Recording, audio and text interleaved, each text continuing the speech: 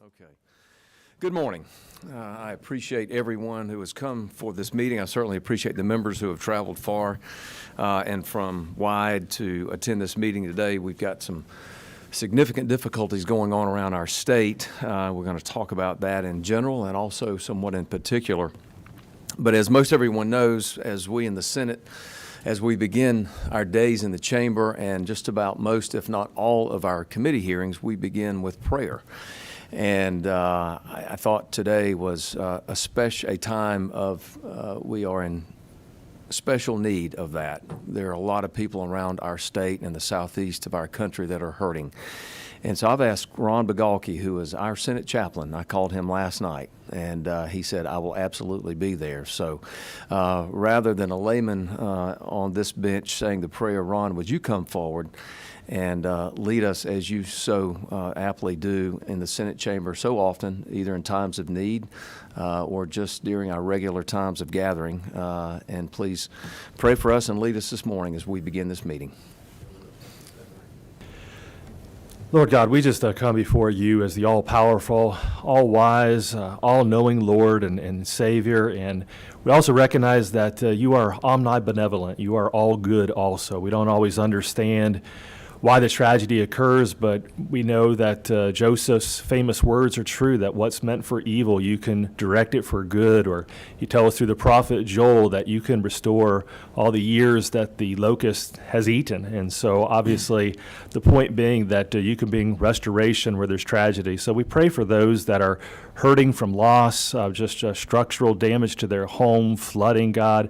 Pray that you would help communities to come together, to work together, especially your church, your people, to be a blessing to their communities, a help to them. I pray also for those who don't know Christ as Lord and Savior. God, I pray that through this, that they would just recognize the brevity of life and the need to have a vital relationship with you through Jesus Christ.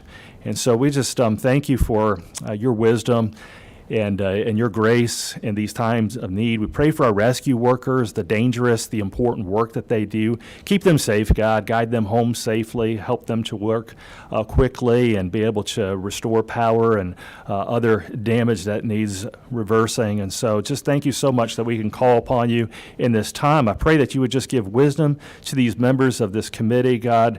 You tell us any have need for wisdom, ask of you, you give generously. So I just pray that for these members, that they would know your favor. And also passing greatness of your power towards those of us who believe. Thank you, I pray, in the name of Christ Jesus, my Lord and Savior. Amen. Thank you all. Ron, thank you for being with us. Thank you for that prayer. We appreciate you and your service to many folks at the Capitol. So we're going to start, as I said a moment ago, as we all know, and I see some pictures on the screens, we've suffered, our state and the Southeast has suffered a great loss and tragedy with Hurricane Helene that has come through and wreaked a lot of damage. I want to send out a thank you on behalf of the Senate and the legislature and certainly this committee to the many first responders who were there in the throes of some very difficult times and remain there and will continue to be there. And to take care of those that are most vulnerable and most in need of these most desperate times. And so we say thank you to all of those first responders, whether they are professionals or volunteers. We're grateful. As I said a minute ago, we've got so many people in Georgia are hurting. We're going to talk about that more, but it struck me as I thought about the purpose of this committee.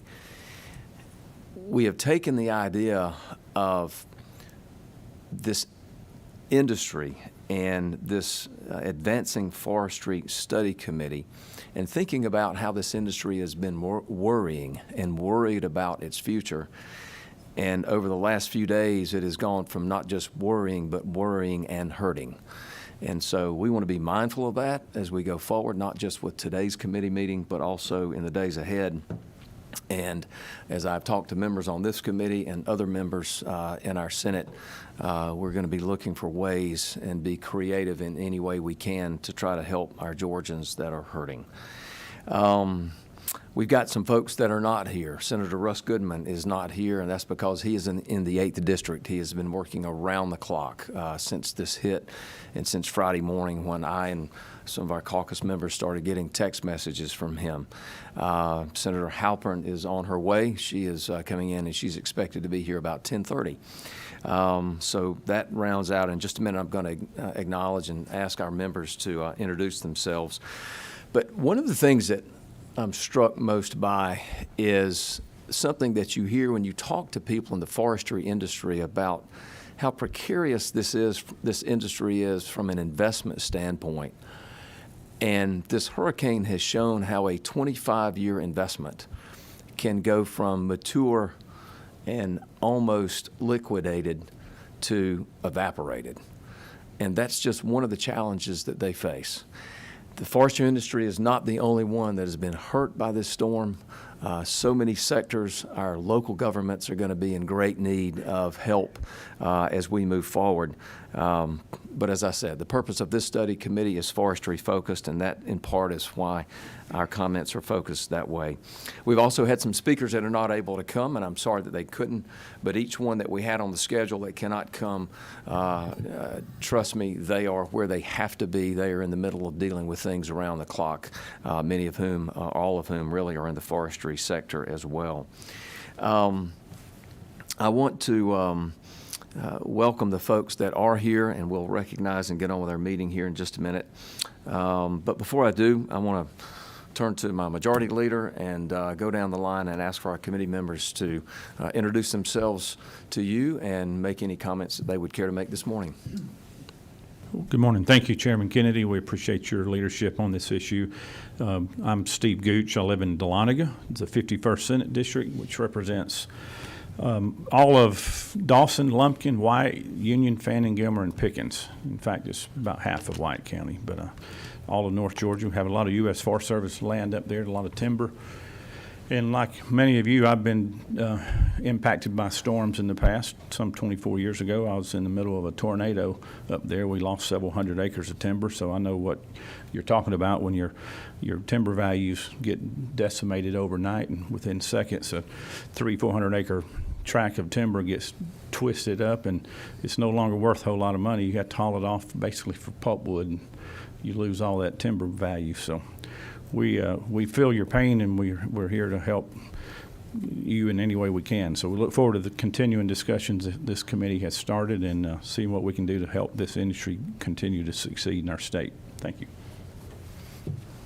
Chairman Walker. So good morning. I'm Larry Walker. I represent Senate District 20. I live in Houston County. The other counties I represent are Pulaski, Bleckley, Lawrence, Dooley, Wilcox, Dodge, and Treutlen. Parts of my district, particularly Treutlen County, but Dodge to some degree and Lawrence to some degree, Treutlen got severe damage and severe loss of timberland, but Dodge and Lawrence had some pretty good damage too. We were pretty fortunate in Houston County, kind of dodged us, but the chairman rightly pointed out that this storm is going to impact all different types of industry and all different walks of life in South Georgia. We are praying for the people that are in experience the damage, and it's going to be a long recovery.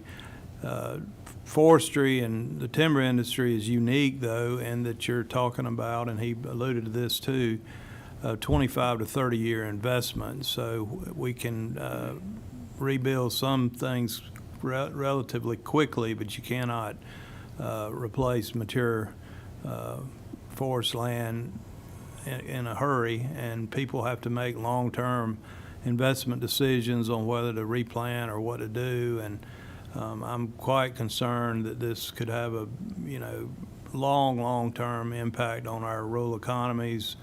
Georgia being the #1 state for forestry, you could see sawmills shut down. So, communities that are already marginalized anyway with their economy, and people not staying there, moving out. hurt even further. So I think the name of this study committee is the Forestry Innovation Committee, and I think we're going to have to be innovative with our ideas for solutions. And certainly we're going to look for federal help, but I think at the state level we can help too, and I hope we will. I'm confident we will, and I hope we can be creative and maybe some reforestation tax credits that are sellable to get cash flow going back and get this land replanted, because again, it's a 25 to 30 year investment. That's, possibly one idea. I think we've got to kind of take a step back and think about solar again, and how do we want to view solar. Some of these areas that are wiped out might be ideal for solar, and get a cash flow going back to the community and the property owners. So I hope we won't restrict. There's been I think a study committee looking at restrictions of solar on farmland. We just got to be careful, I think, what we do there. But I appreciate the chairman having this committee to begin with, and I think it's incumbent upon us to be as innovative as we can to try to help our fellow neighbors get through this. So thank you. Thank you, Chairman Walker. Chairman Ginn. Thank you, Mr. President and Chairman.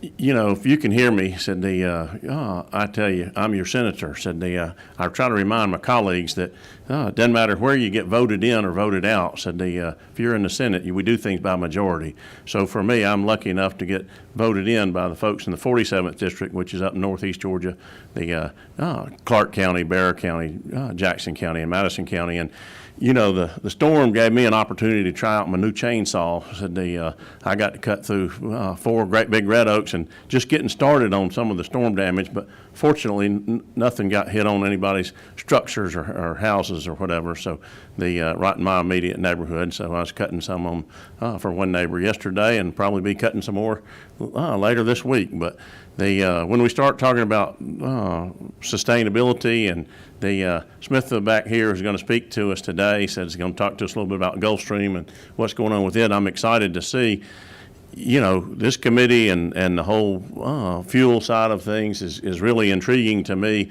I'm an ag engineer, and nobody knows what an ag engineer is, but I didn't go to that trade school down on North Avenue with my friends from Georgia Tech, but I work with a lot of them on a daily basis. And we got to make good decisions, and that's what we're here for. And I appreciate the opportunity to serve on the committee with my colleagues. And it's something that we need to analyze and make sure that we're picking the right path for our Georgia citizens. So great to be with you this morning. Thank you, Chairman Ginn. And sort of round out the introductions, I jumped over myself, which is fine. But I have the privilege of representing the 18th. I'm John Kennedy, and I have 6 counties in Middle Georgia. I represent parts of Bibb and Houston, and I represent all of Peach, Crawford, Upson, and Monroe. And we, too, were very blessed that we suffered little damage, not unscathed, but not much damage, certainly compared to the folks over to the east of us. I happened to visit my little hometown of Adrian, Georgia, which is on the border between Emanuel and Johnson County, and my little hometown got hammered. They're suffering some serious devastation like we've seen in Fruitland, Vidalia, and on over. So lots of folks that need help. But today, we're really, as we do in the Senate, seeking solutions, and that is what this particular committee hearing is for, is to talk about how do we transition to solutions for some of the issues that we've been talking about pre-storm. And so for those that are following along at home, our last meeting, we heard from key leaders within Georgia's forestry industry, and we listened to their perspective on the biggest challenges that they see this industry facing in our state. Our partners at the Georgia Forestry Association painted a picture of the grim reality of shrinking markets, limiting viable opportunities of forestry producers to sell their products around our state and outside, and also for export. We also heard from large and small individual landowners across the state who shed a light on the microeconomic impact of shrinking markets and forest products. These local foresters are job creators at home, and they're often the pillars of their communities. Their comments were well received by me and everyone on this committee, and I appreciate their willingness to share their perspective so that we can hopefully make better and more informed decisions as we go forward. As many of you know, the Senate is a solutions-driven chamber of the General Assembly. And as I stated in August when we first gathered, the purpose of our last meeting was to identify the problems facing this industry first. Before you can talk about solutions, you have to sufficiently identify the problem and have some sense of it. So today, I want to emphasize these potential emerging markets for forestry products. It is no secret that the global demand for sustainable timber, biofuels, and timber-based construction products are on the rise. With Georgia being the #1 state to do business and proudly the #1 forestry producing state in our country, I believe that our state is uniquely positioned to lead on this issue. During the summer, our team and I got to work on identifying some of the emerging industries that you're going to hear from today during the course of this hearing. I found their work to be innovative and, quite frankly, exciting. Much like I hope many of you will find today, I began to connect the dots on how these emerging industries could bolster the demand for Georgia forestry products. So I'm excited to hear from our guests as they come forward. I want to slightly pivot, though, and based on the conversations and the topics up front of sort of the news of the last few days, Jake Matthews with the Georgia Forestry Association is with us. And I understand, Jake, I think you got maybe a bird's eye view literally over the weekend. And would you come forward and take a few minutes and let us know generally the state of what you see on the forestry industry from the Forestry Association's perspective as you saw it this weekend, and just give us a brief report that I think will be informative as we continue the discussions today. Yeah, absolutely. Thank you, Mr. Chairman. Members of the committee, it's good to be with you all this morning. Like you said, we did get the chance to travel along with the Forestry Commission this past Saturday right after the storm and see, an aerial view like you're seeing here on the screen. And I'll leave it to the commission at probably a later date to speak to any specifics of actual numbers on damage and really accurate information on that. But what we saw was definitely significant damage all across the affected area that you would think of, the path of the storm. It looks a lot like what we've seen with previous storms, like Hurricane Michael, where there's really just no rhyme or reason to what gets tore up and what does not. It's like it picks up and puts down in different areas. But the damage to forestry is significant in some areas. There's definitely loss out there for some folks across the landscape. And, of course, the immediate concern for everyone is just the emergency response to those communities. So not trying to get ahead of that by any means, but we are starting to go ahead and think, okay, long term, how does the forestry sector respond to something like this? What have we done in the past? What's available at the state and federal level for our folks in terms of that? Looking at some of the most affected areas, again, that'll be left up to the Forestry Commission to be looking at that with those numbers. What we're telling folks right now is the first thing you got to do is get in touch with your forester, whether that's your private forester that you work with or whether that's someone at the Forestry Commission. And you can call the commission directly. You can call us directly to get in touch with one of those foresters, and then just really documenting the damage very well. That's something folks need to be thinking about, is before they do any cleanup, be documenting that damage. Get in touch with your local FSA office, because that's going to be important later on down the road. When something like this happens, one of the biggest concerns, of course, is the immediate cleanup, and then you start thinking about, well, you've got this long-term asset that you were just talking about. And this is usually something folks have been working on and planning for the last 20, 30, 40 years, and it's completely gone at the snap of a finger. And so thinking about what we can do long-term to help these folks, I think what y'all are going to talk about today, innovative markets, of course, is paramount to that. In addition to any kind of relief efforts that are out there, There's certainly some stuff at the federal level, and we at GFA are happy to help folks with that if they need help getting applied for things like the EFRP, Emergency Reforestation Program. And then any other things that may come out of the federal level later on at a later date. I know there's discussions about what sort of response will come, as a result of this. But we definitely saw just catastrophic damage all across that area of the state. It's really a sad thing to see. We're still trying to get in touch with a lot of our members and see what the damage is. We're going to survey all of our members as well at GFA, including all of our manufacturing facilities. You've got timberland damage, of course, but there's also going to be your manufacturing facilities, sawmills, pulp mills, pole mills, that will have damage to those facilities as well, and those structures. So we'd be happy to help anybody in the forestry community. They need to reach out to us, reach out to the Forestry Commission for help in getting in touch with the right people. We've got, of course, a list of all our foresters that are members, so happy to help however there we can. I'm happy to answer any questions that the committee might have about what we've seen or what we at GFA are working on in response to this.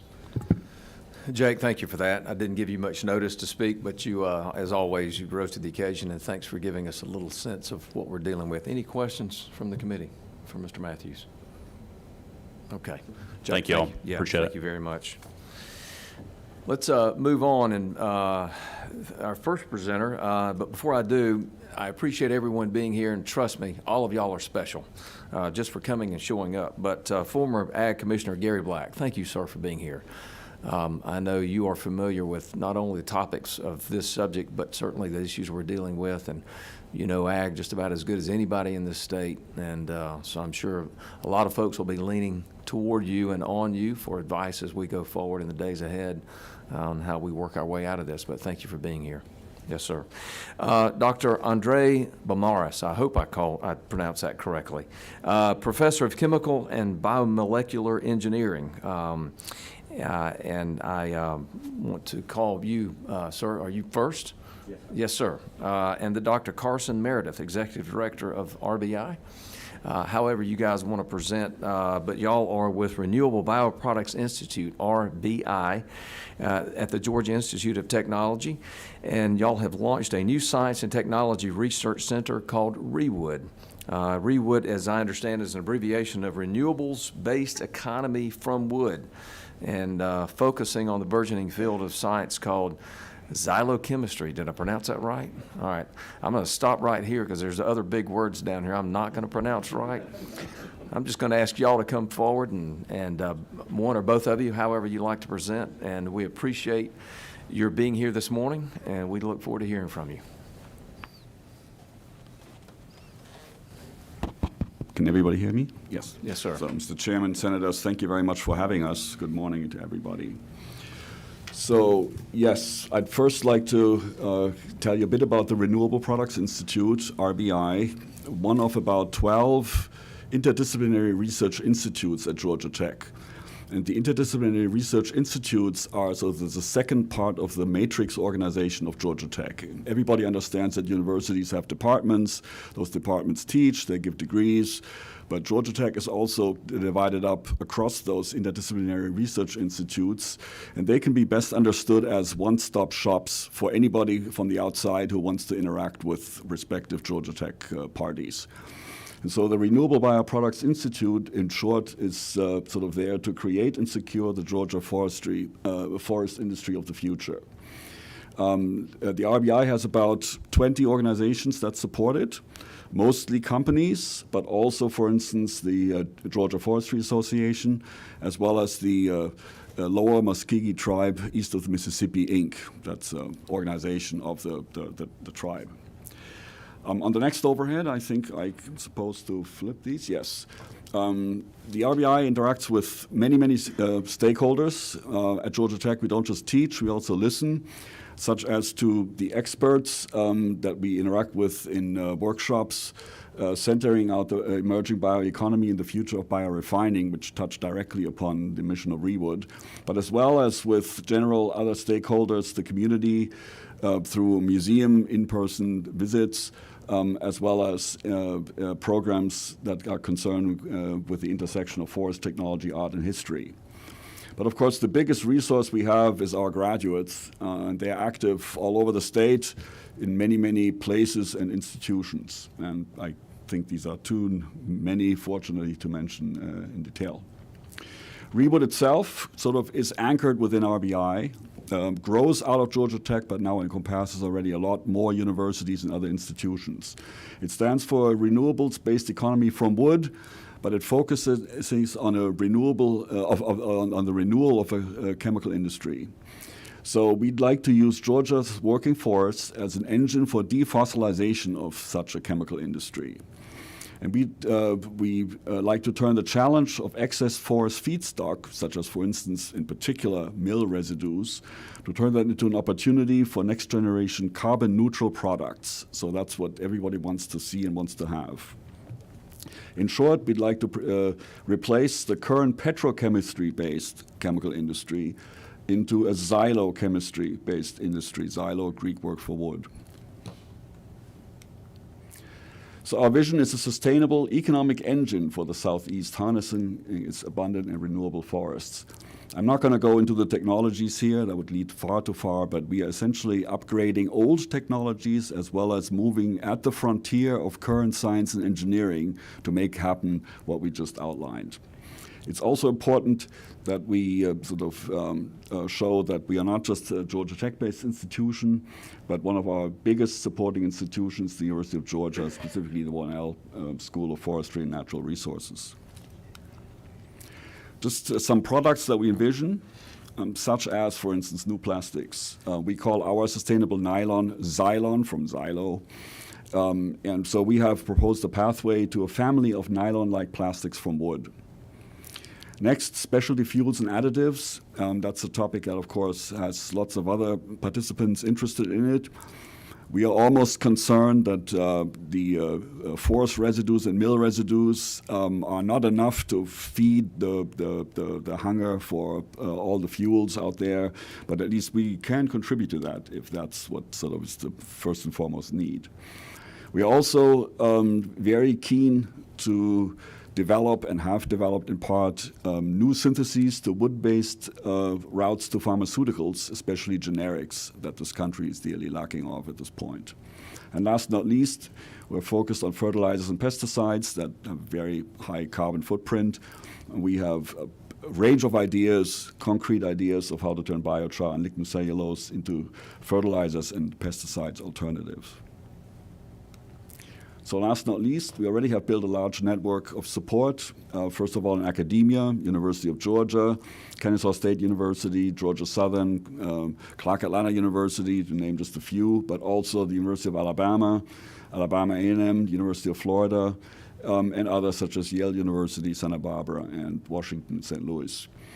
We are actively seeking associations with governments and government-level institutions and other such participants, such as the Lower Muskogee Tribe, the Georgia Forestry Association, but also we're linked in with industry associations such as the Pine Chemicals Association and other institutions in other states such as North Carolina. And last but not least, industry, crucial. Quite a few of us have served industry for a long time, so we know this part very well. And so we have very many active members, both within ReWood as well as within RBI. We are also seeking big federal resources at this point, but the message is very clear. Without state support of any kind, not just financial, that is, we probably stand a much worse chance than if we are well anchored within a state or region. Thank you.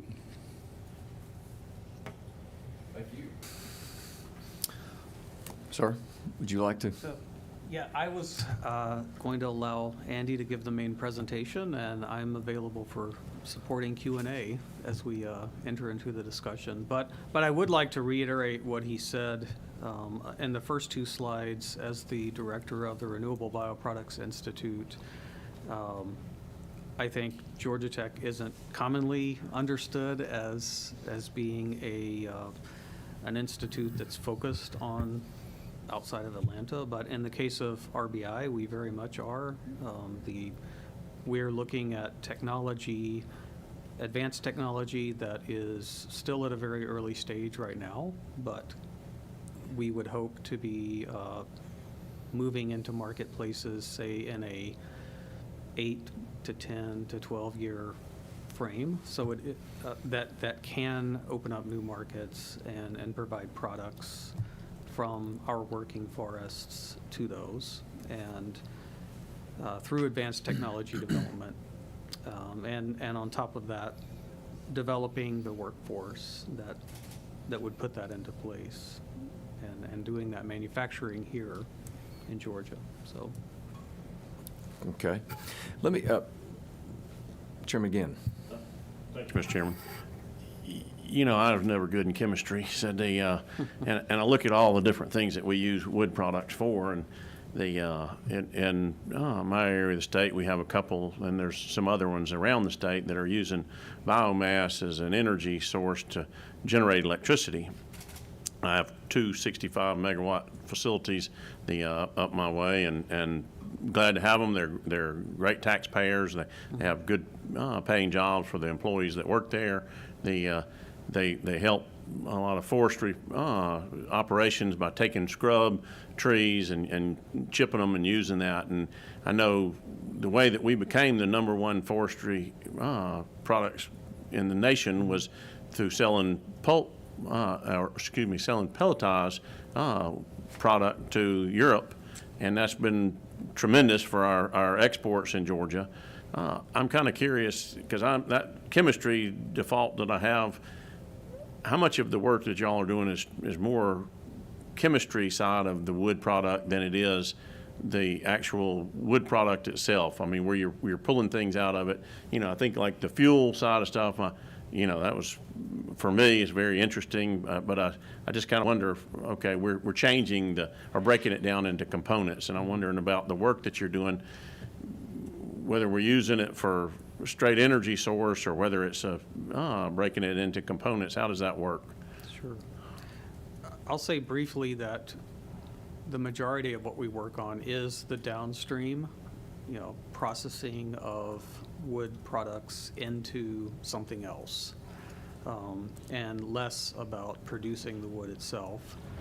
We do have some research that's looking at, say, genetic profiles of the most valuable trees, the pine trees and the conifers, and how to protect those from climate change, how to make them more productive in the years to come. But most of it's downstream.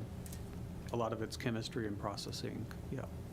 Yeah, let me add that if you look at the current chemical industry, the fuels output, the gasoline, is the low margin but high volume end.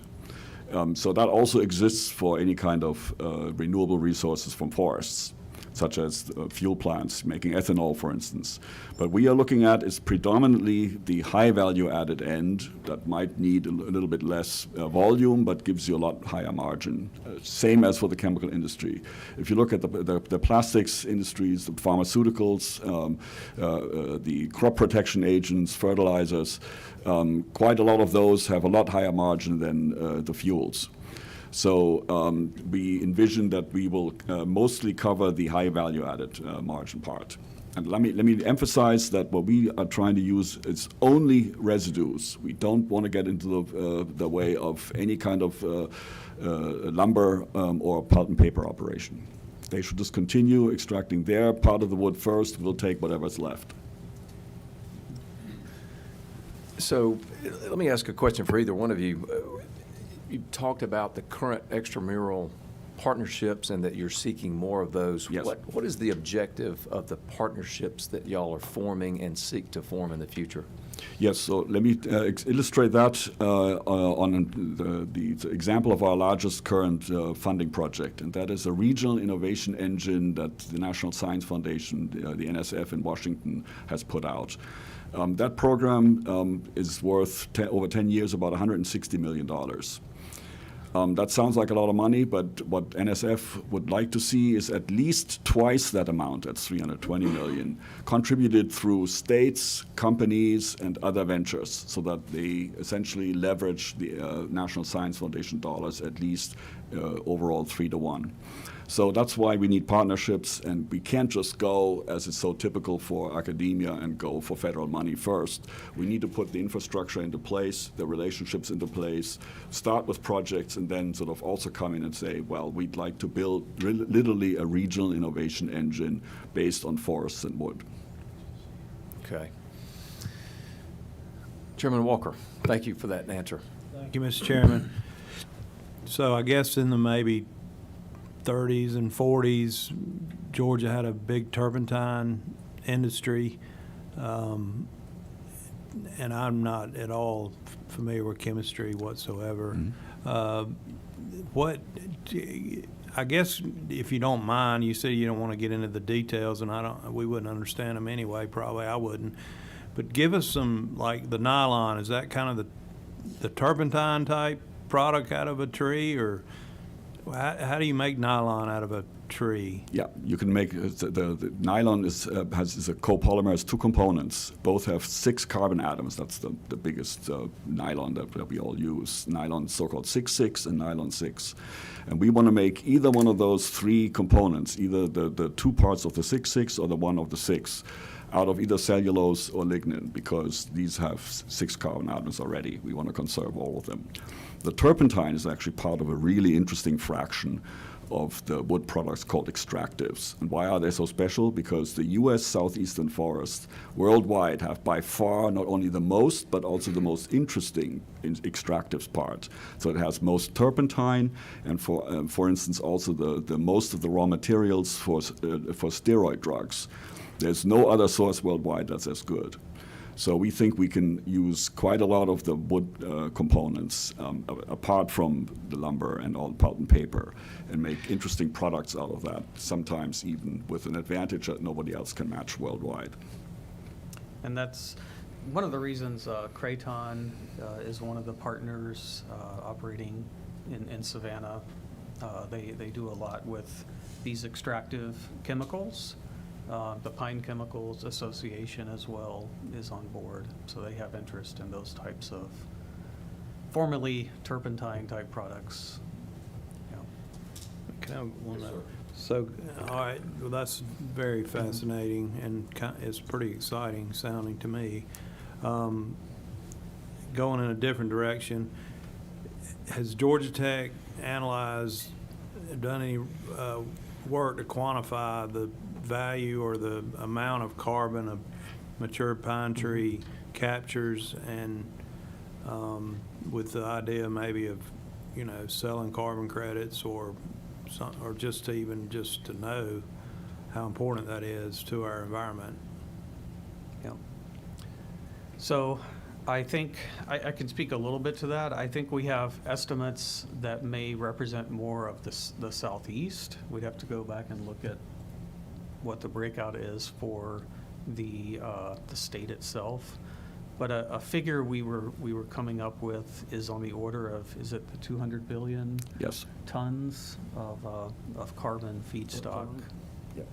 that Yep. could be accessible through these residues, as well as if you look at emerging excesses of forest feedstock that you might see in decades to come. 200 billion tons of carbon that could go into new types of markets and products. And has there been any quantification of, or any economic value just to the carbon capture part? Are there any companies or paying for that, or? So, He's asking carbon utilization. yes. So we have not conducted those studies, because carbon capture, of course, is something that a lot of participants are actually very keen to do without sort of looking at the actual transformation of the carbon-based products behind it. So our first emphasis has to be the direct economic impact of the products we make. Then, of course, the carbon capture is a somewhat separate technology that can be integrated very nicely into our plans. But for us, we did not focus on the carbon capture first, because that's, of course, a topic that's fraught with not just economic evaluation, but a lot of politics, and we did not want to focus on that first. All right, thank you. Yes, sir. Mr. Leader. Thank you, Chairman. I want to, before I ask my question, I'd like to make a comment. You know, about 6 years ago, you and I were on the Committee on Assignments. One of our important tasks was picking chairmanships and putting the appropriate senator in chairmanships of certain important committees. And it looks like you and I failed when we picked Mr. Walker here to chair the Ag Committee, because he clearly hasn't learned about the chemistry of the pine tree industry. But now that we have Chairman Goodman in charge of the Ag Committee, I feel a lot better. So I'm surprised you didn't know all that stuff.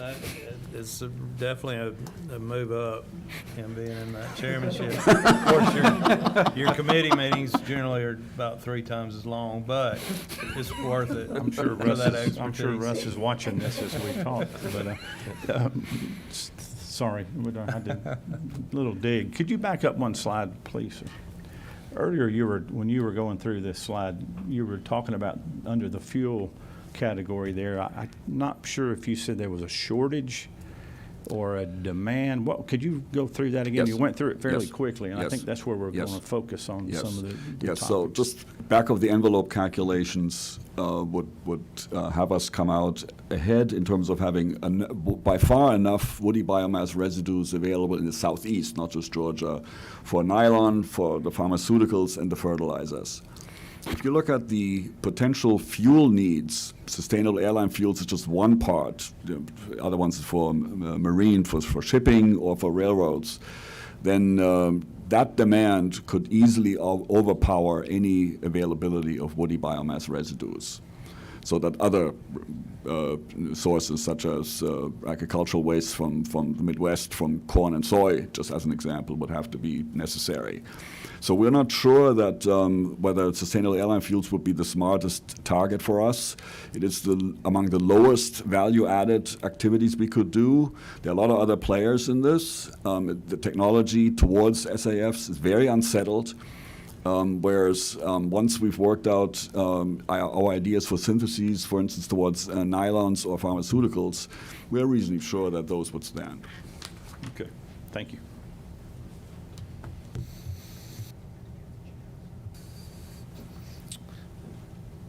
A question for either one of you, and I was going to ask in particular to ask you to drill down on the SAF issue, because that's where this committee is about to turn its focus.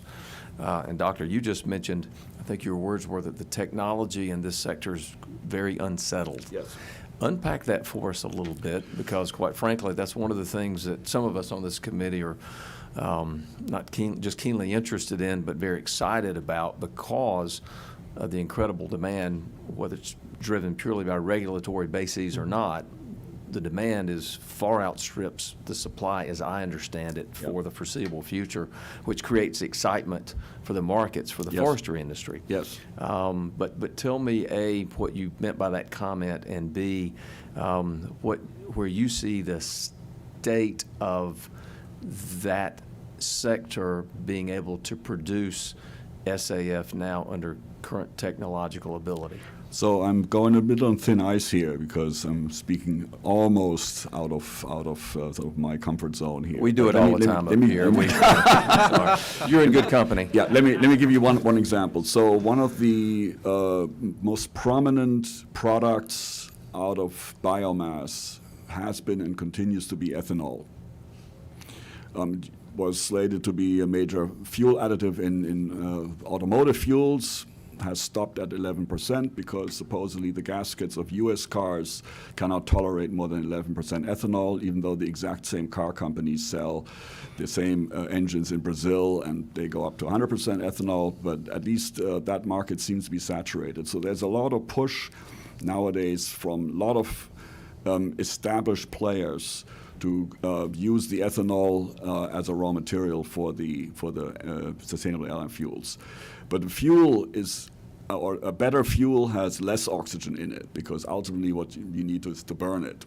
So there's more space to burn, literally, if you have less oxygen in it. So we would propose a totally different route, going via a molecule called acetylene, which was one of the sort of most prominent basic raw materials based from coal. So before petrochemistry, we had a coal-based chemical industry up to about, at least in the United States, about 1900, in Europe until about 1950, in Asia about 1950. So that acetylene has no oxygen in it, and we can then essentially just stick a couple of acetylenes together and directly go to the fuel molecules. So our route would look very different from anything that goes via ethanol, but we're not sure in the current landscape whether if we now go out there and say we have a better route to SAFs, that anybody will listen to us, because the landscape is already very covered with participants, and there are a lot of projects that I have already begun, major projects, big pilot plants, and we would be kind of a latecomer to that game. Okay, thank you. Any other questions from the committee? All right. Senator Halpern, thank you for joining us. Thank you for being here. All right, gentlemen, thank you. Thank you for the presentation. Thank you very much. Appreciate you being with us. Thank you, Mr. Chairman. Yes, introduce yourself to us, rather. Let me turn you Oh, on. seven. There you go, okay. Good morning. I am sorry that I had to be late. I got a sick child. So I am Senator Sonia Halpern. I represent District 39, which happens to be right here in the Atlanta area. I'm fully in Fulton County. I am excited and thrilled to be on this particular committee. Even though I am in an urban area, I do recognize the importance of the forestry industry, not just to Georgia as a state from its economic impact, but also to the families who work in the industry. These are great jobs. I had shared with my colleagues that my grandfather in Mississippi worked at a paper mill. And where my mother grew up, they had all kinds of tung oil trees, and so they did paint. So I don't know how any of it works. I don't know anything about the chemistry, but I do know that it's a really important industry, and it's exciting to hear about all of the different ways that you can take, all the new products that you can make through this source. So glad to be here. Great, glad you're here. Thank you, Senator. Mr. Troy Harris, could you come forward, please, with Jamestown LLP? He's Managing Director of Timberland and Innovative Wood Products at Jamestown LLP, which is a global design-focused real estate investment and management firm with a 41-year track record and a mission to transform spaces into innovation hubs. I understand Jamestown employs approximately 500 people worldwide with 12 global offices. I'll leave the rest of the introduction to you, but thank you for being here and thanks for your remarks. Thank you, Mr. Chairman. Senators. Greatly appreciate the opportunity to be here with you today to talk about a lot of things, specifically about my role today. We talk about mass timber and building large buildings with wood. Jamestown is a commercial real estate company and developer. Most known for here in the state of Georgia for Pond City Market. And so we, in our roots and what we do on the real estate side, we think very much about the environment and the impact of our built environment to what we do. We think recycling old buildings is a great way to lower a carbon footprint and to do good as well. But I'm here to tell you about our story about 619 Ponce, which is Georgia's first mass timber building that we grew in a farm-to-table strategy because in a very unique way, I'll wear a developer hat today, but I'm also a forester, and I basically manage the company's timberland resources, and so we manage land throughout the United States, but we have timberland here in Georgia on both the east and the west side of the state. And so I'll be wearing kind of two hats today, if that's helpful on the carbon side. And so I think it's really important as we start off today to talk about the impact of private working forests on the United States and Georgia at the state level. If you want to think about what's going on in the world and where does our wood come from, which is what I really get questioned a lot of. You know, if we do this, if we use mass timber or any of these other great innovative wood products as the forester, I'm usually asked, well, are we going to destroy the rainforest? Or are we going to cut down all our old growth timber, or we have enough trees? And the answer is yes, because healthy markets create healthy forests. And if we get market signals as landowners that the market demands our products, then we're going to grow trees. And we're going to do it great here in Georgia. And as everybody has said, acknowledge we are the #1 forestry state in the nation, and we should be proud of that. But if you think about where our forests and our wood products are coming from, when you think about working forests, these are the ones that private landowners are doing to produce timber products compared to like state and federal public forests. We deliver far more share of the burden or what we're doing. And so we deliver 90% of the wood products come off of private working forests. And so all the things that we need and consume, most of those are coming from us. Because we're managing our forests and taking great care of them, because we're incentivized to do so, we actually sequester a far more share of carbon off of the forest than a state or federal owned forest that is not healthy and not well managed. All that along, we store a lot of carbon out and bank it out in the woods, and so people care about that. But all this is done with only harvesting 2% of our forest every year. And of course, in Georgia, we know the cycle continues, that the whole point of what we do is we harvest our trees, we create 90% of the products that we need, but then we start the cycle over by replanting and going again. And that's a great story, and I think that's worthy of talking about. If you think about our industry and where we are today, we are also, being #1 means a lot of things for us, but we're, not only leaders in just our forest, but our forest industry. And so I want to think about, as we talk about and delve into these products, let's not forget how important the industry, the current industry is to us in the state. And as we think about innovation, these are amazing things, but let's not lose sight of our pulp and paper products and industry and our lumber industry. Most of us know that, on the forestry side, which is the first part of the equation, again, we're going to harvest trees, we're going to start the cycle over, and that's good, and that locks up a lot of carbon. There's been some carbon questions. We then turn that into lumber, and we know how to do that, and we know how to do very well. Again, what I'm here to talk about today is mass timber and how do you take that lumber, which we know how to do well, and turn it into a new innovative wood product in a beautiful building in Atlanta, Georgia. So again, let's not forget about our industry and the great foresters. What we've done with our building and our farm to table solution is created and well documented this story that I'm going to tell you today.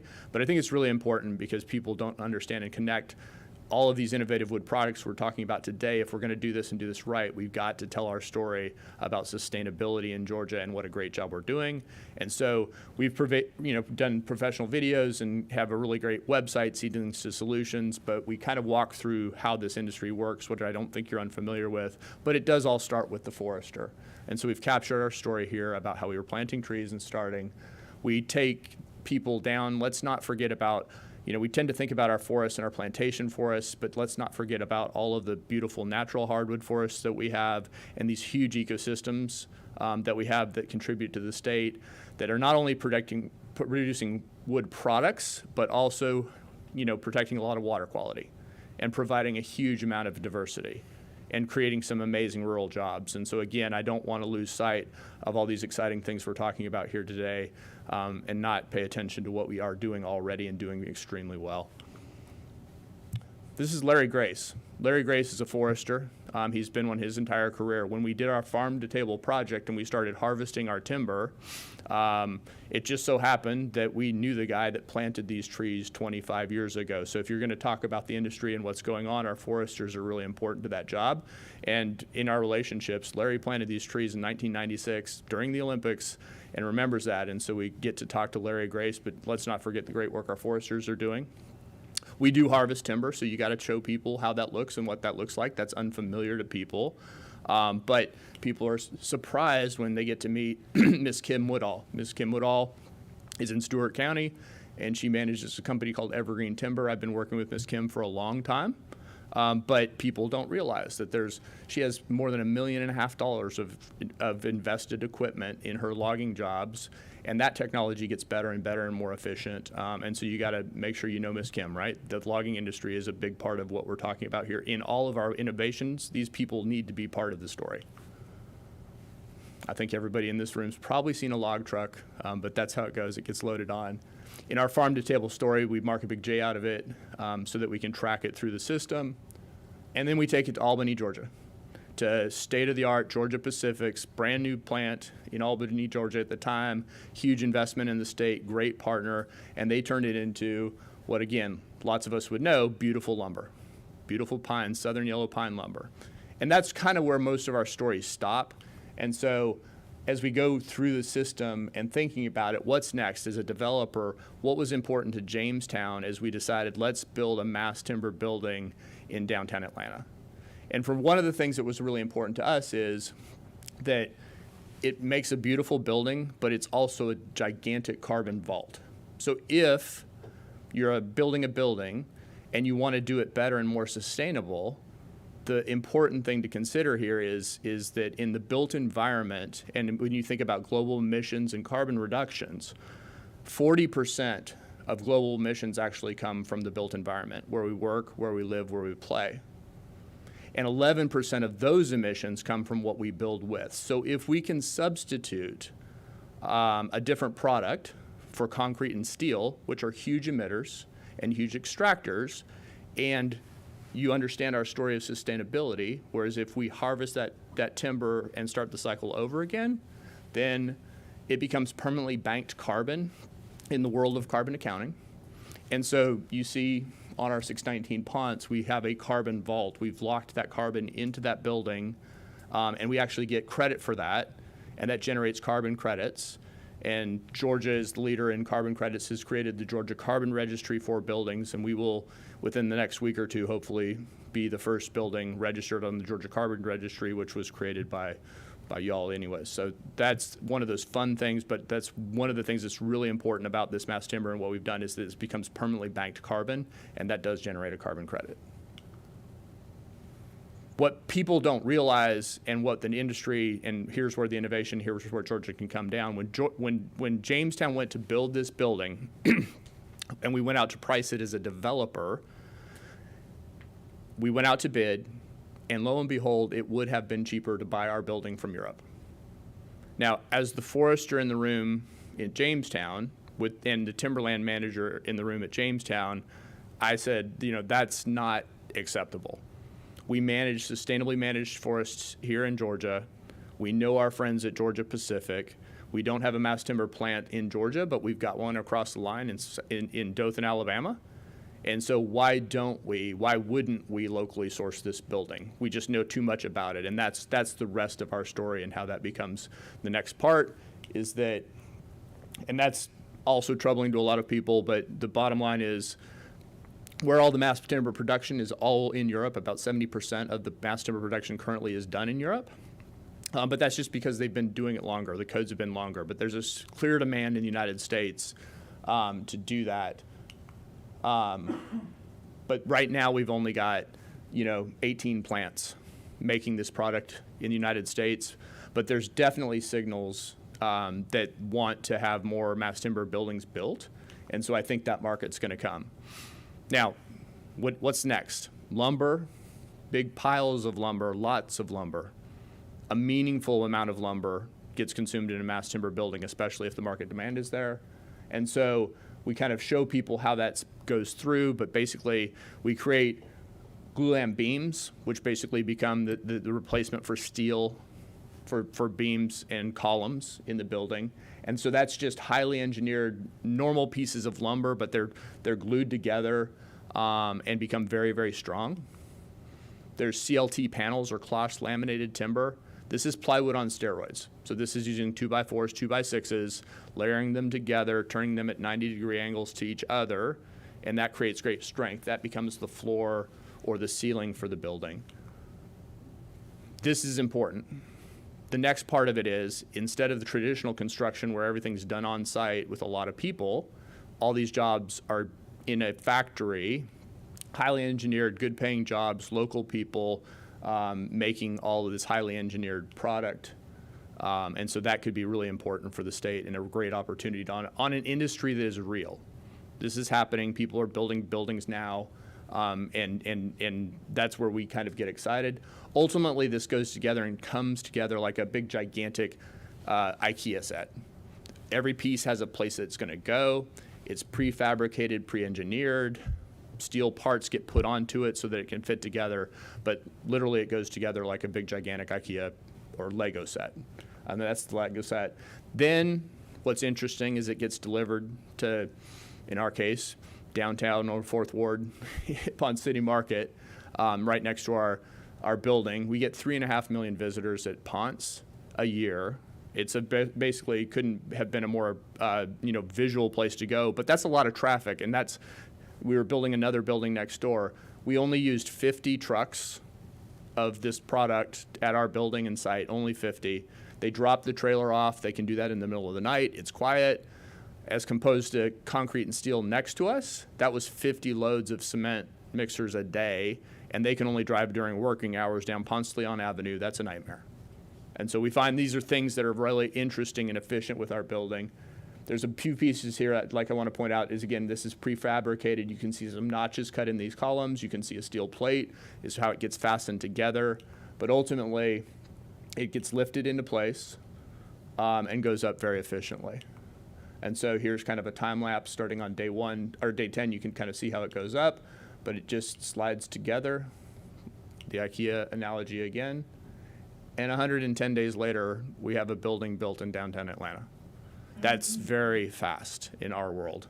And that's the other interesting thing about the mass timber and the mass timber buildings is that this was the crew. There's only 8 people that needed to build a 120,000 square foot office in downtown Atlanta. Our site next door that was comparable footprint had 120. So if you think about workforce, this is also an interesting kind of dynamic that helps with this. And we just love that part of it.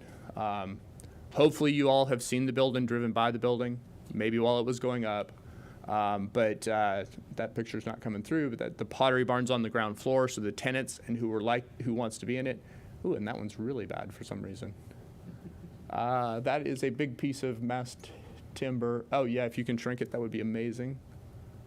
That's the inside of the Pottery Barn. And people are just, the experience is people are just loving that building. But it creates a very, very beautiful building, very different. It's the kind of office that if you're going to get people back into workforce, this is where they want to be. So we're loving that part of it. And then I think I got like 2 more slides if you can. Smokey Bear's the best one. If you can get, and my only point here is if with this mass timber and the way that we've done this, like telling people our story is important. And so we've been doing that a lot. One of the best spokespersons in the world is Smokey Bear. He has a gigantic following, but people trust Smokey. And so if you're worried about building with mass timber or innovative wood products, Smokey's a pretty good representative there. But then finally, speaking of representatives, the one thing I love and have found very pleasant about this story and what we're telling is the support that we've got on policy side. This is a common sense approach that has great appeal. I've spoken in front of the U.S. Senate a couple of times now, but this is simple bipartisan things that everybody can get behind. It's changing the way that we do things in the built environment. It's getting wins for the forest and forest health, and so we find great pleasure in finding that there's room on both sides of the aisle for this subject. So, with that, I will take questions if that. Mr. Harris, thank you for that. That is fascinating, and the way you presented it is very intriguing. It gives us a real sense of what you're doing. All of that's impressive. The 8 people that did all of that, I'm thinking, I've got a small remodeling project going on at my house that was supposed to take 3 months. I'm 10 months into it. Could I get their phone numbers? Yeah. If I could get those 8 guys at my house for about a week, I think I'd be done. 2 are women. Yeah, ladies and gentlemen, so thank you for that.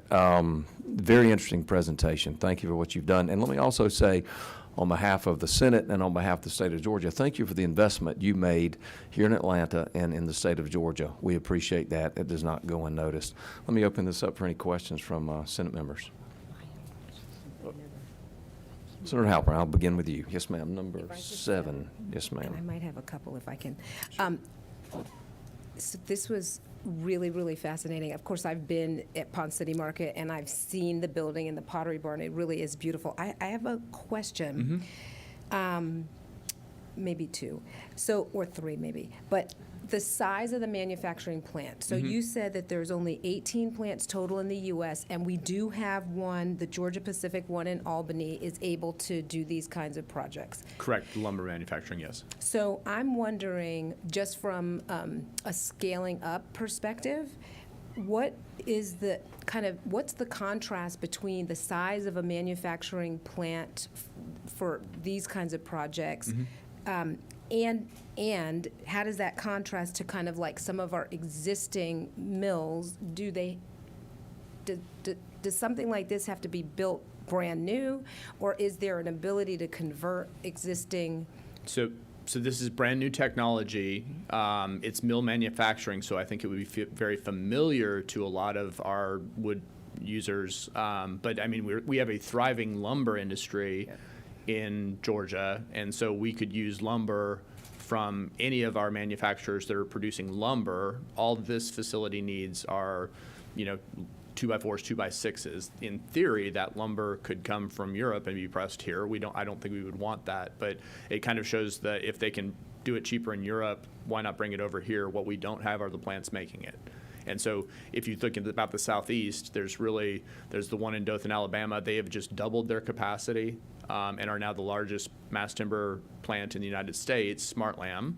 And then there's one other in Conway, Arkansas, Mercer. But there's no reason why we could not try to attract a mass timber plant and use lumber from our state to produce this next step up in technology. And if I could, and so that kind of touches on the next thing I was thinking about, which is the actual construction skills. So you mentioned workforce.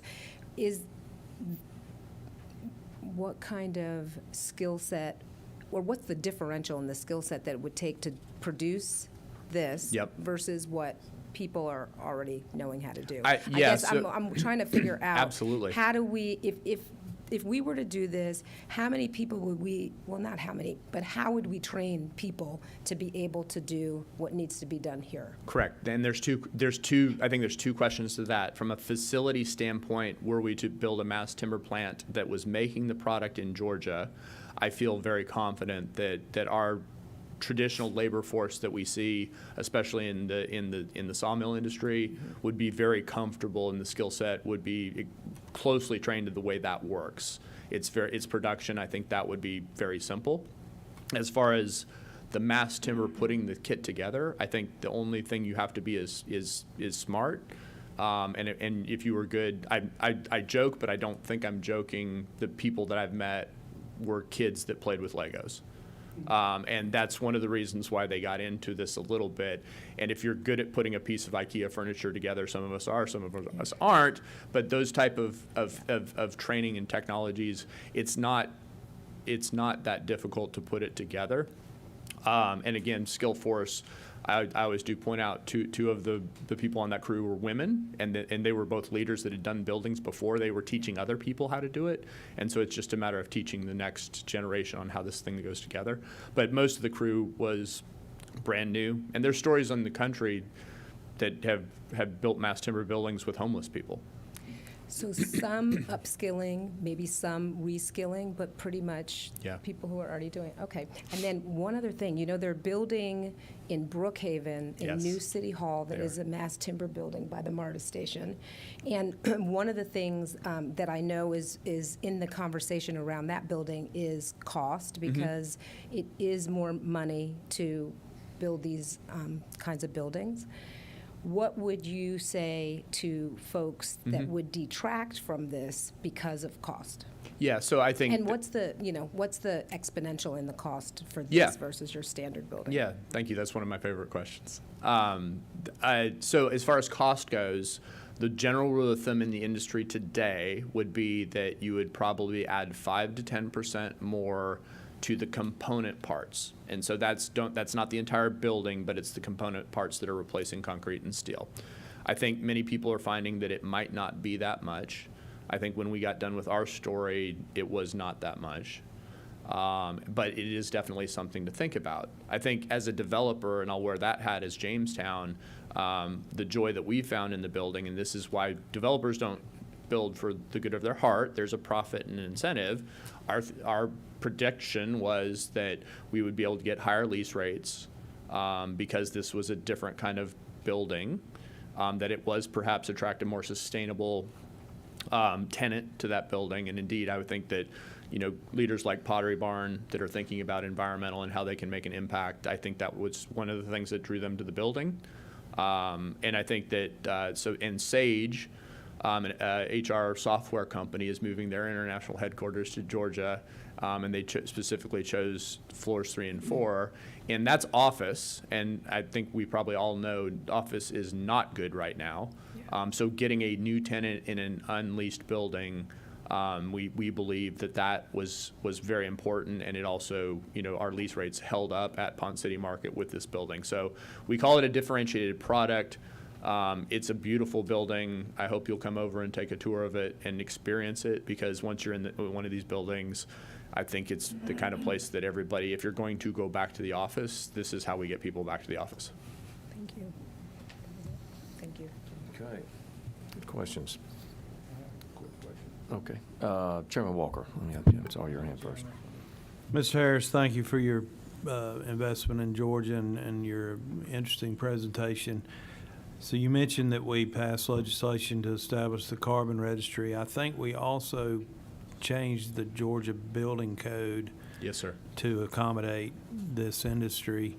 But I'm an insurance agent and Yeah. chair of the Senate Insurance and Labor Committee, so I want to go down the insurance path. I first want to tell you, I've been when I got in the business 8 years ago, I had to do a new producer school, and one of the topics was fire protection and how various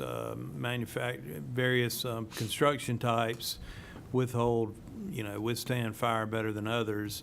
And they showed us a video that the Insurance Services Organization, ISO, had made, where they had it was a side-by-side picture with a clock, and they had a fuel source in the building and were burning a fire in a metal and steel building and a wood structured building. And they asked us beforehand which building did we think would collapse first, and everybody said the wood building. We thought the wood building, but actually the steel and metal building collapsed way, way, way sooner than the wood building. So you might want to think about addressing that in your, with groups, because I think we think wood Yep. and be inflammable. But saying all that, apologize, Mr. Chairman, but my understanding is that ISO maybe has not really caught up to this new technology, and that your fire protection class or your ISO rating is maybe a barrier for some people wanting to do the mass timber construction, because they're seeing they are telling me that they're seeing insurance costs higher than a steel and metal building. Is there something I can do? I mean, would you address that? And Yes, sir. And maybe tell us, what you think that barrier might be, or any other barriers that we could help you with. Well, Senator, thank you so much for that question. It's not one that I normally get, but I love to talk about at different rooms, talk about it. The insurance on these buildings is a problem. And I think the reality of, as you very well put it, the story is usually, are you destroying the rainforest, cutting down old trees, and is it going to burn? So thank you for acknowledging that these are very safe buildings, very resilient buildings. The earthquake properties on this, which may not be a problem for us in Atlanta, but that's one of the things that's getting world attention, is in earthquake zones. These are very resilient buildings as well. So all that said, I think the problem right now is the industry is very new and is gun shy, doesn't have enough examples on how to insure these buildings. And so the construction insurance was also extremely high, and which does not make any sense, because we had 8 people on our building. All those people were expecting to, they were lifting a piece of timber, putting it in place. Everybody on site was ready, and their job was to catch that.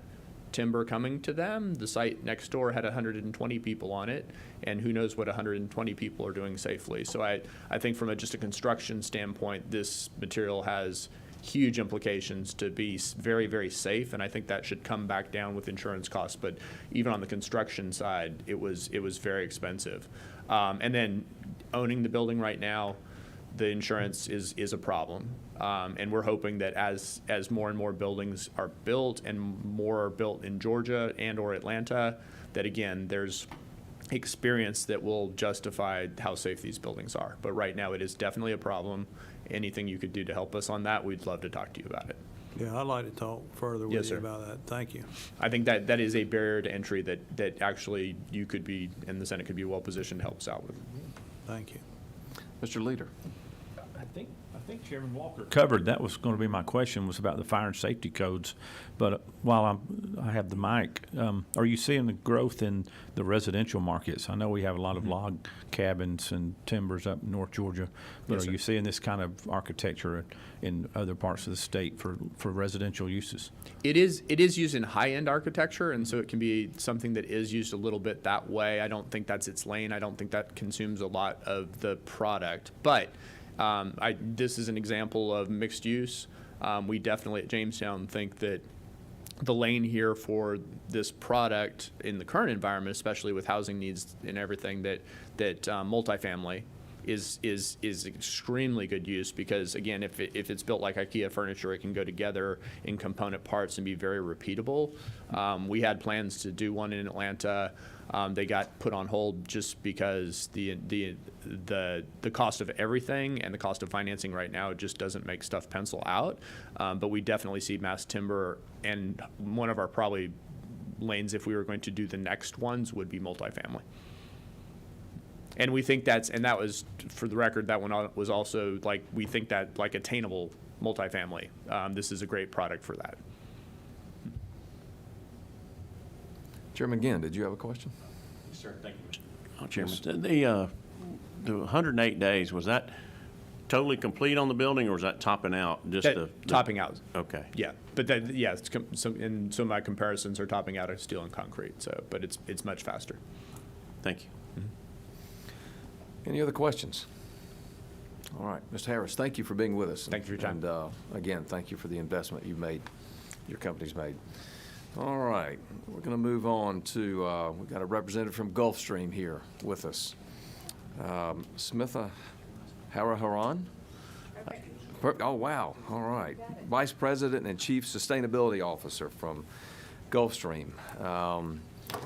Gulfstream Aerospace. For anyone who follows airplanes or cares about aviation, it is the pride of Georgia to have Gulfstream Aerospace in Georgia. And what an incredible story it has been, not only just for Savannah, but for Georgia and the Southeast and the country, to have the aircraft produced right here in Georgia that we are so proud of, that fly around the world.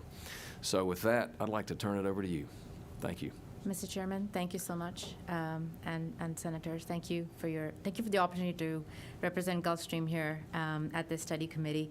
I really appreciate the committee taking leadership in understanding forestry products and byproducts in sustainable aviation fuel and the connection there.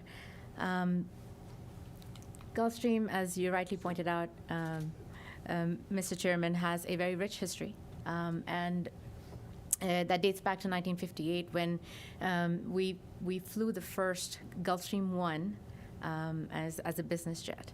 And our leadership and our commitment to innovation continues as we design, develop, we manufacture, we deliver, and we support business jets. And these are advanced machines. We currently employ about 20,000 people worldwide. More than 13,000 of whom are in Georgia. And we are the largest manufacturer here in Georgia with more than $1.2 billion in payroll. So very proud to be based out of here. Gulfstream supports the business aviation industry sustainability goals.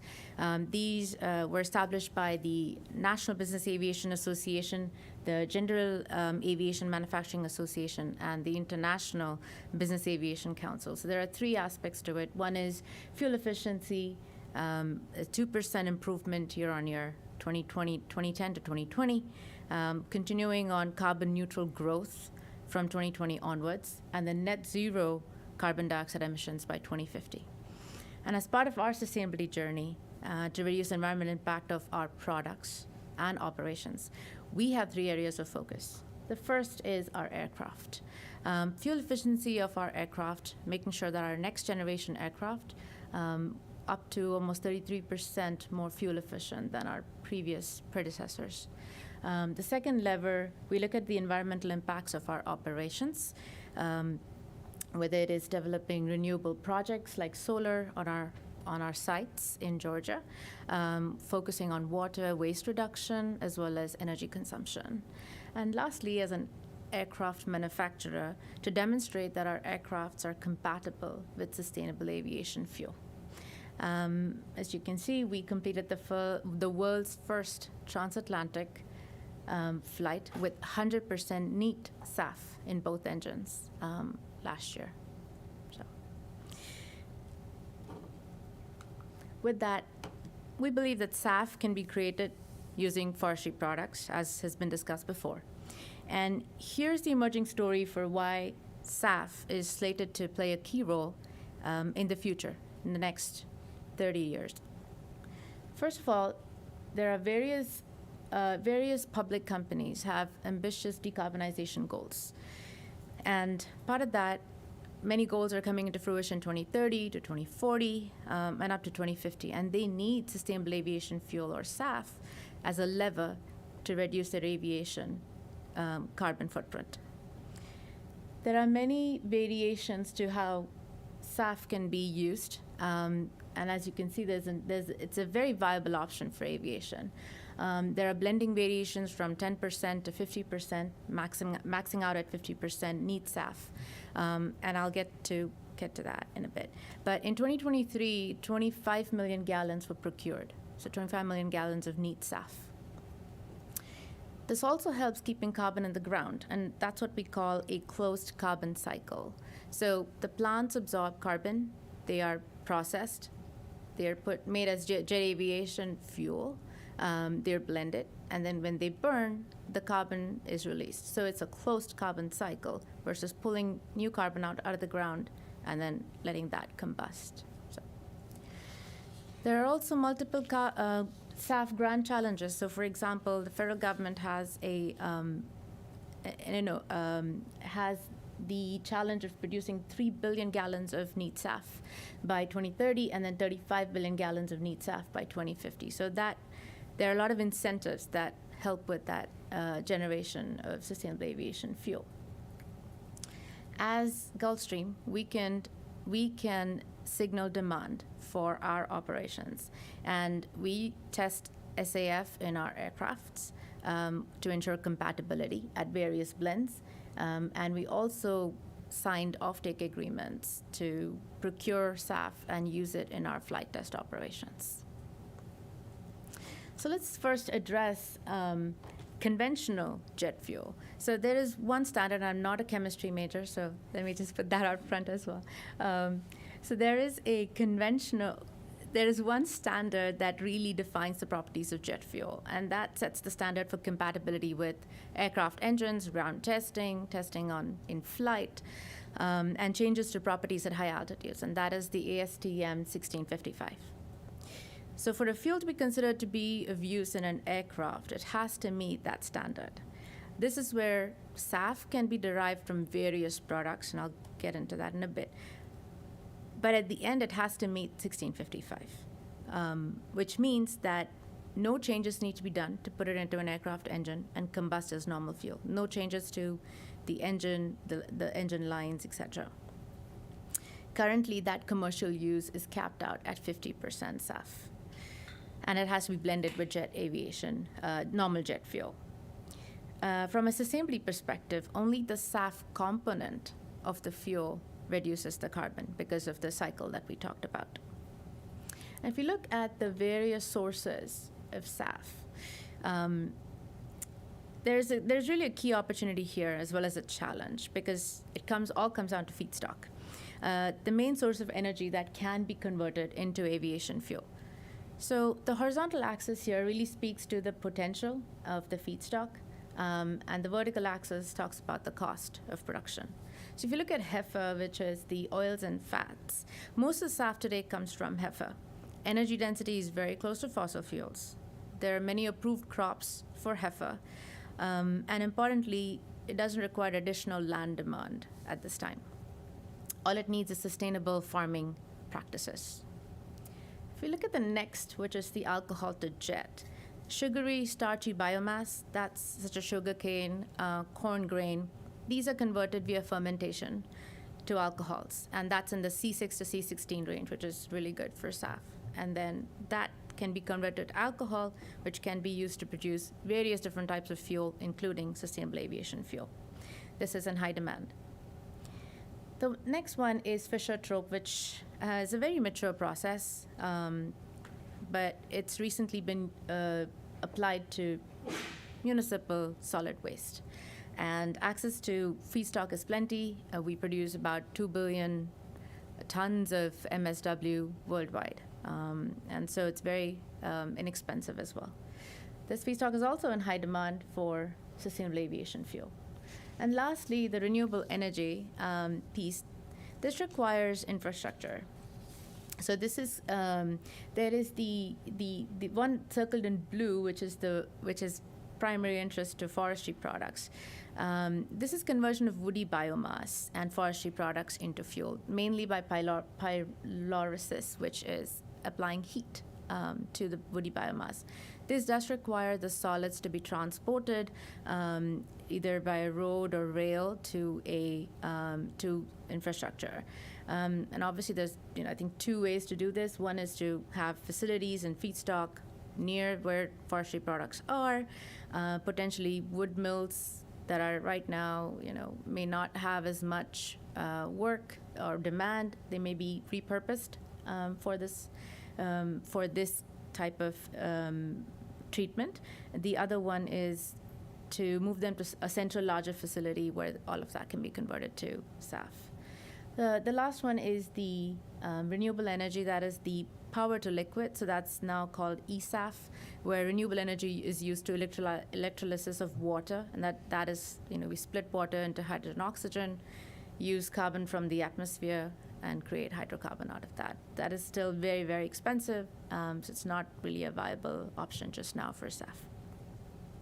So out of all these technologies, at least 3 are applicable to forestry products, and that is A1, which is Fischer-Tropsch, A4, which is Fischer-Tropsch, but with aromatics that are created, again, organically, and A5, which is pyrolysis, which we talked about.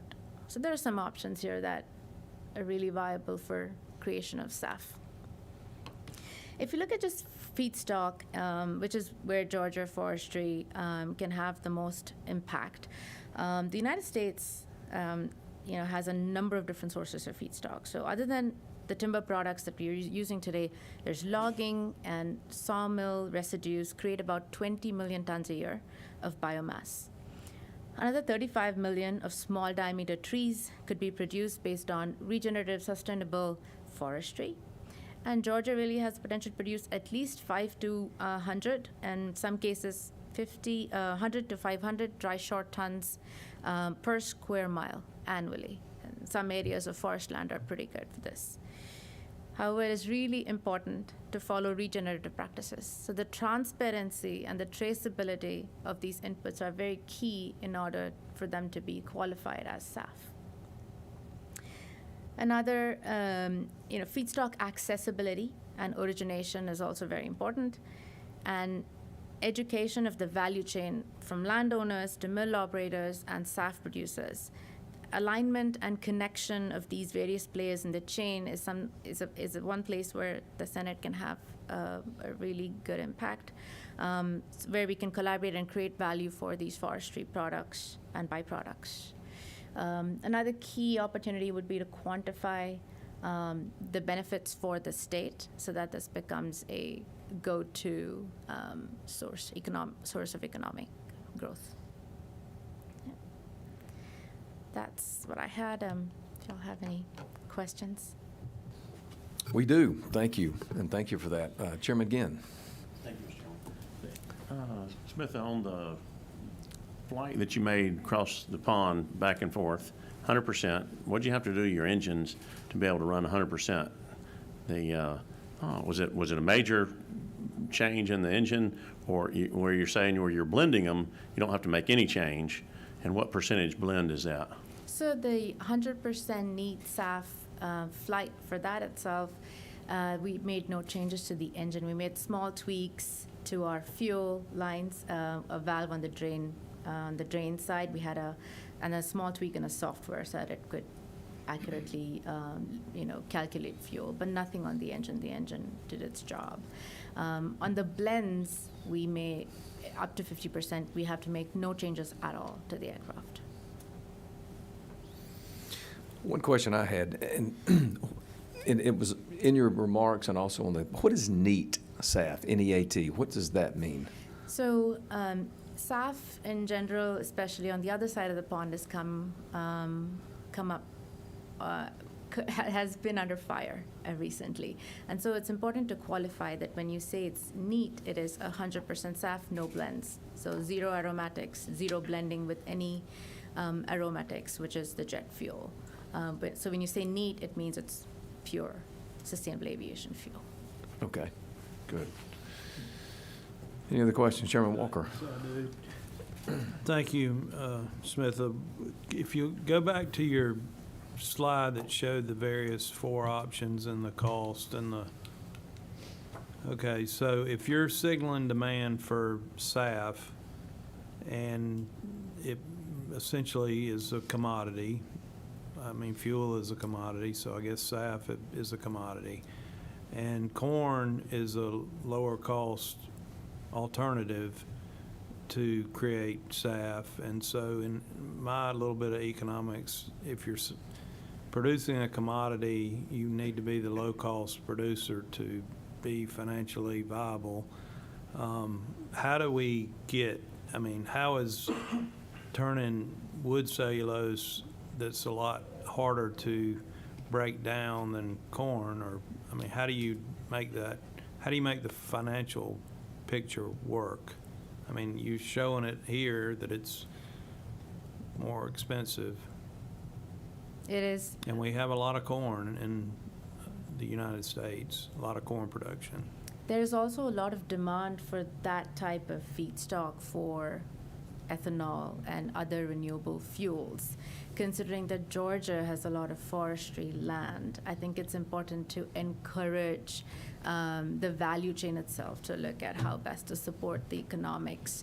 As an OEM, what we can do is show that our aircrafts are compatible, SAF is a drop-in fuel, up to 50%. But that is the challenge, right? That is. For using timber for aviation fuel, is it costs more? It does, and SAF costs more than regular jet fuel, which is it's a draw-in process, right? So yes, it is, and I think that requires support, definitely. Could you speak to, sort of following up on really one of Chairman Walker's ideas from the trip that I was on a group with last year and was able to get some information about this sort of from a global perspective. Can you speak to the issues of the initial demand for this really is driven by regulatory action, primarily in the European Union. Secondarily, maybe would be companies that want to make sure that they're in the renewable market, if you will, for marketing and other purposes. Those two are the main drivers. But I believe I also learned that there's also, when you start segregating out your feedstocks, that when you're using a feedstock that is also a food source, that there's a bit of a stigma that can be associated within certain markets when you're using feedstock that can be food versus others such as forest products. Can you speak to that issue of what we're seeing, just in a general sense on the global scale, that is kind of driving a lot of this? So in the general sense, there is definitely a stigma with using food source for fuel, because there are parts of the globe that are, food insecure, if you will. Which is why forestry products, and especially byproducts, is really attractive, because what you're doing as part of regenerative sustainable forestry is you are cutting down certain parts of the forest to make sure that it's viable, the rest of the trees can grow healthy. So you are not changing land use for that. You're not changing or, diverting agricultural products towards fuel. And so there is definitely that advantage of using forestry products and byproducts for fuel.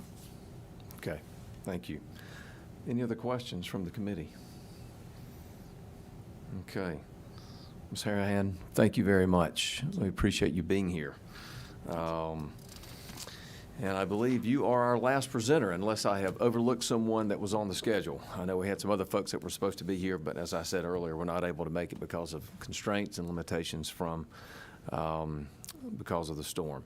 So I will open it up before we close out. Any final comments from our committee members?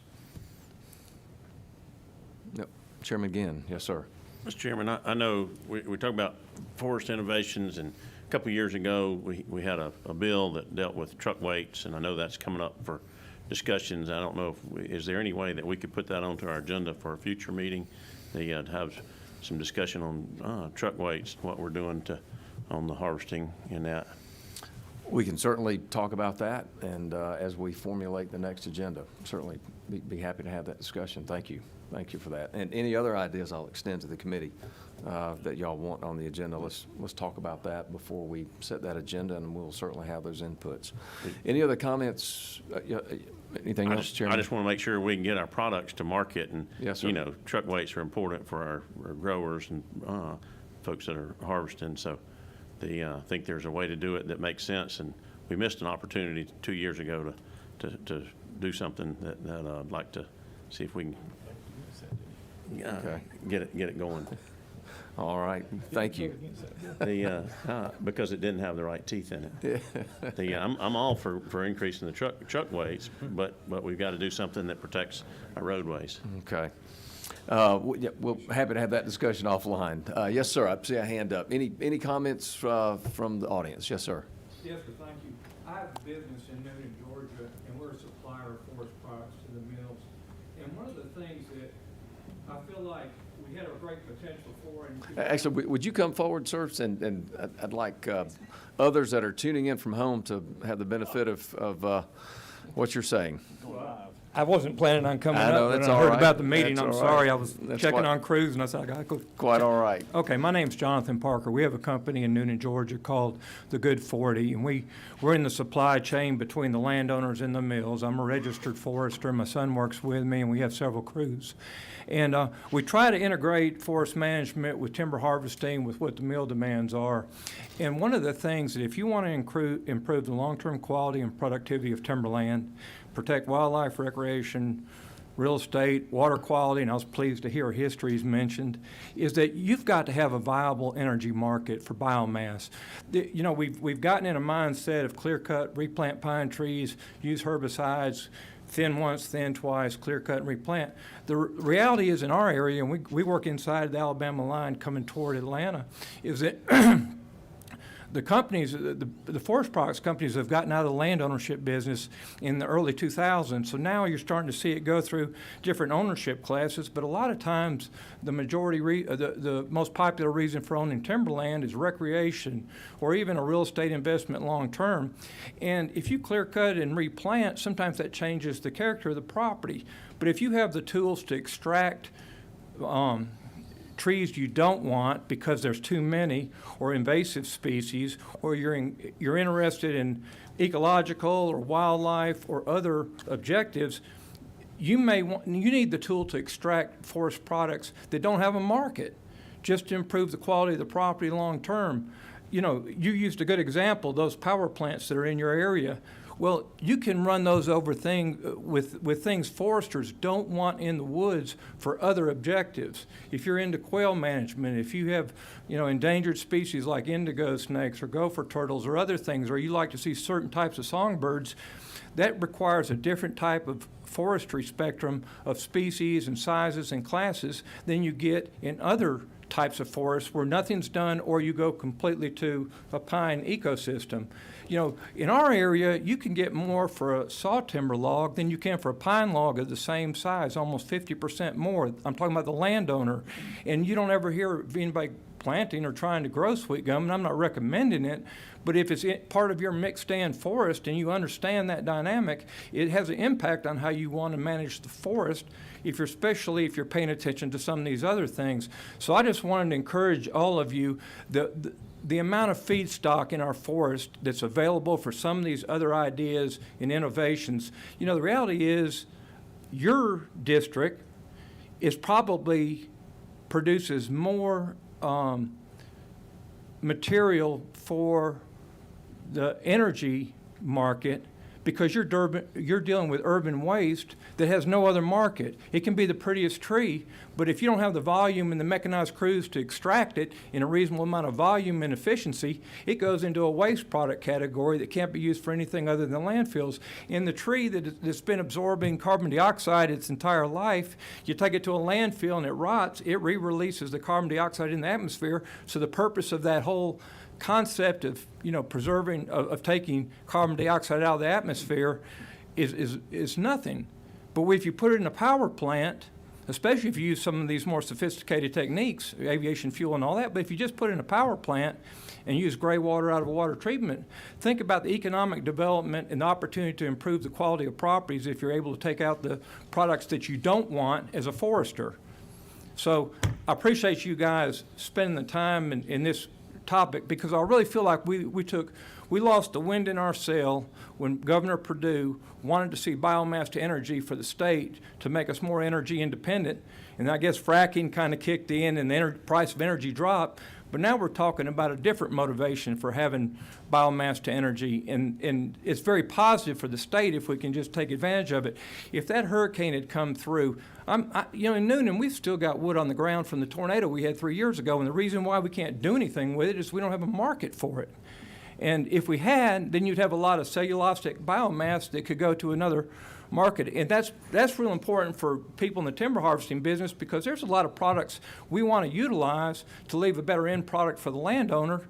And we just can't perform because we don't have that essential market for those products that no other mills want. So we've talked a lot about residues. They don't have to go through the typical forestry channels, forest market channels. There's really a market. I mean, there's an availability of a tremendous amount of biomass that needs the market that doesn't rely on these other entities to produce the feedstock. So anyway, I really appreciate y'all taking the time and energy. Yes, sir. Mr. Thank Parker, it was, right? Thank you. Yep. Thank you for being with us. All right. Any other comments? Yes, sir. Real quickly. Chairman Walker, did you have a? I'm Devin Darnell with Forestry Commission, and I appreciated the comments and the speakers, but I heard a lot of discussion about land use change and utilizing residues only. I just want to make sure that we remind the committee that in Georgia, we're growing over 50% more merchantable timber every year than we harvest. Our competition, which was the oil platform that was shown in the slide, they're not focusing on residues. They're drilling holes in the Gulf of Mexico, producing petrochemicals and hydrocarbons that aren't residues. We have an abundant supply of sustainable timber in the state that needs a home. In East Georgia and Northeast Georgia, we don't have a pulpwood market. So I encourage everybody to open the sails up and consider utilizing the timber that's been grown in rows that doesn't have a market today, that at one time, hundreds of years ago, was a natural forest. And then for several hundred years, it was cotton fields, tobacco fields, and other land use change, and it's now been reverted to pine plantations. We have that material, and we should be using it. We shouldn't just restrict our intent to residuals. Most of the forest products mills residuals have a home today. They're being utilized. Very little waste in the forest products industry. Thank you. Thank you, and thank you for your perspective. Chairman Walker, did you have a comment? See, Georgia Forestry Commission folks in the audience, I wanted to thank them for they're working tirelessly to help us recover from this devastating hurricane, and really boots on the ground, and we need to keep all of them in our prayers for safety and strength as they continue to help our folks recover. So thank you all for what you're doing. Well put. Well put, Chairman. Mr. Leader, final comments. Going back to future topics, and we may have glanced over this in our first meeting down in Macon. You know, up in North Georgia where I live, everything's really topo challenging. So we don't have 50,000 acres of standing timber that people harvest every 25 years. But what I see happening every day is developers buying up land, stripping the land, taking the trees off. Some of the big timber gets cut. It gets hauled to the mills, but most of the stumps and the tops end up going to C&D landfills or inert landfills. Is there a way to use that wood debris for this kind of application? So if we could get somebody to talk to us about that, I think that might be a way to eliminate some of that waste going to be buried, because it's literally all going straight to the inert landfills to be dumped there to decay over the next 100 years. So might be an opportunity. Great question, and we will seek to have that slot filled for our next meeting. All right. With that, I thank everyone for coming. Thanks for your attention. Thanks to the members, some of whom have driven quite a distance to get here. Safe travels back home in the days ahead. Thank you. We stand adjourned.